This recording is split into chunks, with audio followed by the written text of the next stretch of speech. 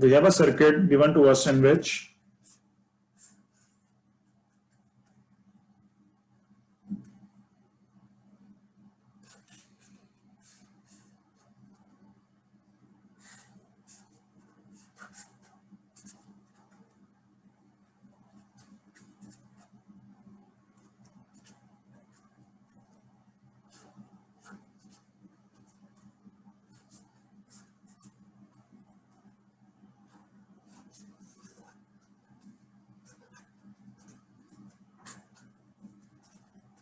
find out the output voltage.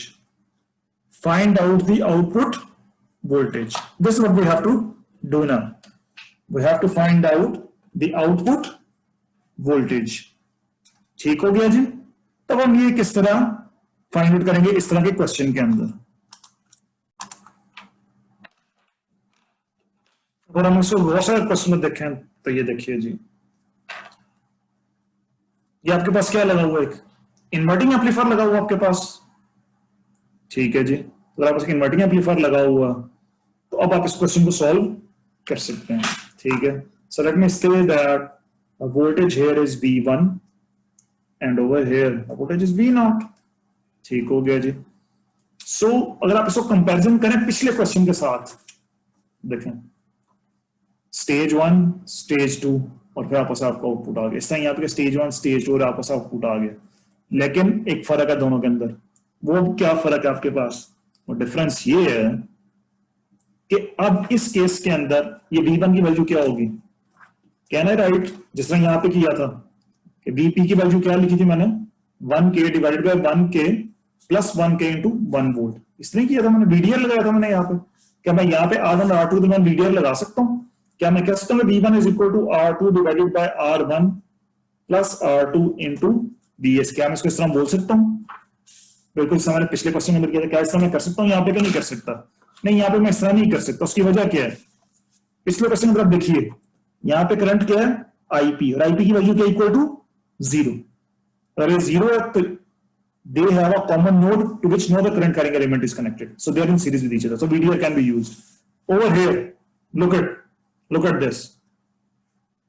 this is IN which is equal to 0, लेकिन यहां पर जो करंट है I1 that is not equal to 0। ये जो I1 है, ये जो R3 के अंदर से करंट से, चल I3 कर लेते हैं इसको, ये जो I3 जो R3 में से करंट फ्लो करे वो इक्वल टू 0 नहीं है, जो यहां पर जा रही है वो 0 है, पीछे से सोर्स से कोई ना कोई करंट यहां पे आ रही है आपके पास। रिमेंबर पिछले वीडियो लेक्चर के थोड़ी देर पहले मैंने आपको बताया था, एक वीडियो लेक्चर में मैंने आपको क्या बताया था, जो कंपैरिजन मैंने आपको बताया था, जो मैंने आपको कंपैरिजन बताया था inverting amplifier non inverting amplifier पे, जहां पे मैंने कंपैरिजन आपको बताया था, वो किधर गया है? ये inverting amplifier non inverting amplifier में मैंने आपको डिफरेंस की जगह पे बताया था। खैर जाए, let me find out that where I have done that and then I will continue the discussion from there. जी ये देखिए कि जब मैं इन्वर्टिंग नॉन इन्वर्टिंग आपको बताया था कि यहां पे देखिए जब आपके पास इनपुट जा रहा है नॉन इन्वर्टिंग इनपुट के अंदर, सॉरी नॉन इन्वर्टिंग इनपुट के अंदर, तो IS की वैल्यू क्या है, 0 है, लेकिन यहां पर IS की वैल्यू 0 नहीं है। Non inverting amplifier inverting input के ऊपर IS की वैल्यू 0 नहीं है, ठीक है जी। पुरानी डिस्कशन आप जाके देखिए।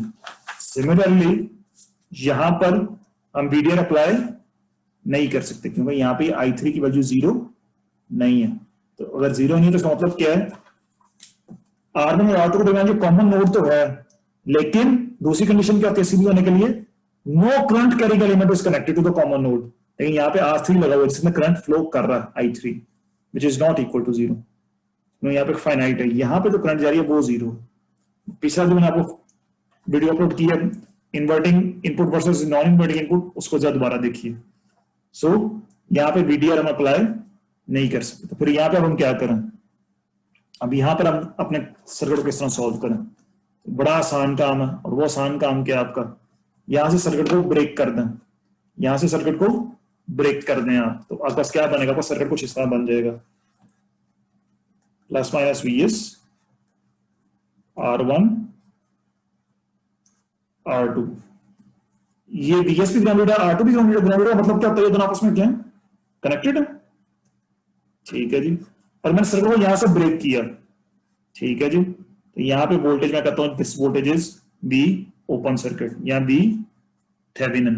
तो बी थेवेनिन की वैल्यू यहां पे क्या बनेगी, B Thevenin will be equal to R2 divided by R1 plus R2 into BS, ये बी थेवेनिन आ गई। और R थेवेनिन क्या होगी, R1 R2, this is your R Thevenin, मैंने BS को शॉर्ट सर्किट कर दिया। So RT will be equal to R1 R2 divided by R1 plus R2। तब आपका थेवेनिन इक्विवेलेंट सर्किट क्या बन जाएगा, थेवेनिन इक्विवेलेंट सर्किट आपको बन जाएगा कुछ BT RT। आपने इस पूरे स्टेज 1 की जगह आपने इसका थेवेनिन इक्विवेलेंट ड्रॉ करके लगा लिया। अब बाकी सर्किट आपका वैसे का वैसे ही आ गया, ये R3, ये R4,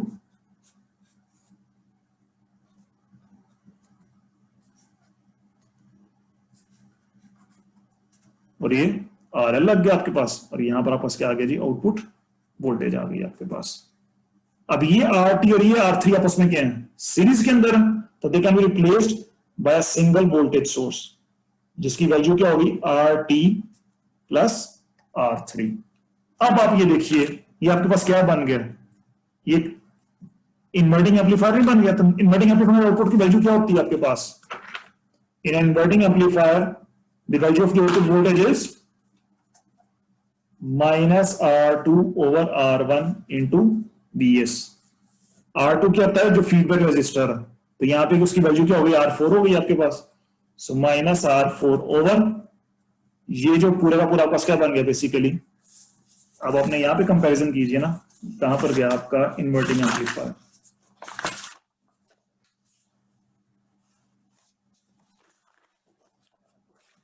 ये देखिए, ये आपका इन्वर्टिंग एम्पलीफायर है ना आपके पास।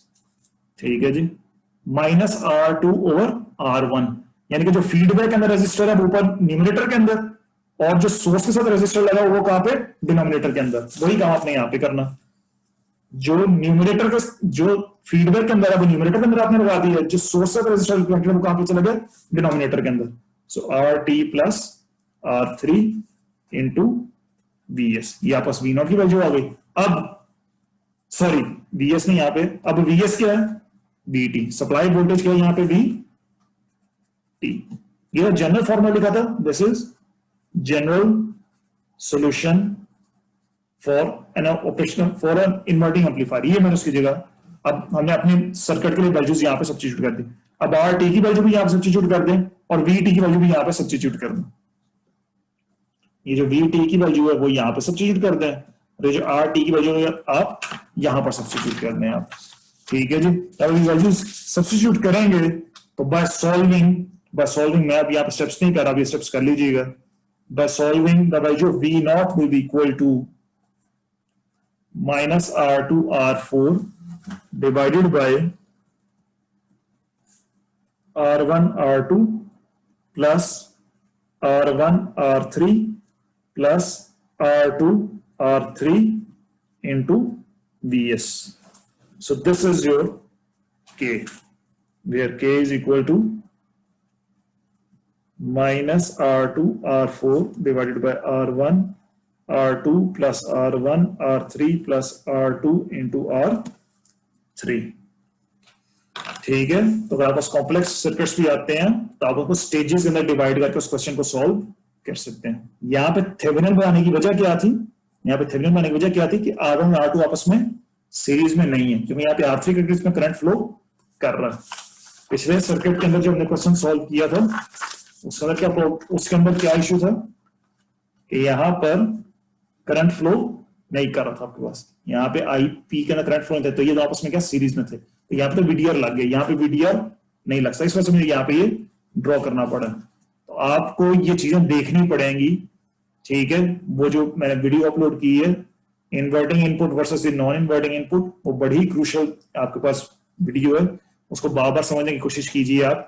वो अगर समझ नहीं आएगी तो आपको ये भी समझ जाएगी कि मैंने यहाँ पे थेवेनिन क्यों ड्रॉ किया और यहाँ पे थेवेनिन ड्रॉ क्यों नहीं था किया मैंने।